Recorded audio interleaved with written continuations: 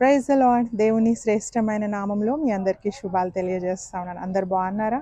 ప్రియ సహోదరి సహోదరుడా, దేవుని వాక్యం చెప్తా ఉంది, ఎప్పుడైతే మనం ఏదైనా పనిని ప్రారంభిస్తామో, ఏదైనా కార్యం చేస్తామో, అది దేవునికి ఇష్టమైన పనులు చేయాలండి. ఎప్పుడైతే నువ్వు ఆయనకి ఇష్టమైన పనులు చేస్తావో తప్పకుండా ఆయన మనకు సక్సెస్ ఇస్తాడు. ఏవైతే దేవునికి విరుద్ధమైన పనులు ఉంటాయో వాటిని మనం చేస్తూ దేవుడు నాకు సపోర్ట్ చేస్తాడు అని అనుకుంటే మనము మన జీవితంలో నాశనానికి గురవుతాము. వాక్యం చెప్తా ఉంది, 2 సమూయేలు 7:3 చదువుకుందాం. యెహోవా నీకు తోడుగా ఉన్నాడు, నీకు తోచినదంతయు నెరవేర్చుము.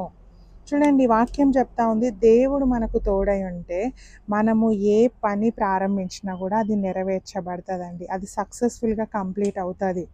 సో దేవుడు మనకు తోడుగా ఉండాలంటే మనము ఆయనకు నచ్చిన పనులు, నీతి కార్యములు మనం చేయాలి. అవినీతి పనులు కాదండి, ఒకరిని బాధ పెట్టే పనులు కాదు. సో దేవునికి ఇష్టమైన కార్యాలు చేద్దాము, ఆయన తప్పకుండా మనల్ని ఆశీర్వదిస్తాడు. God bless you.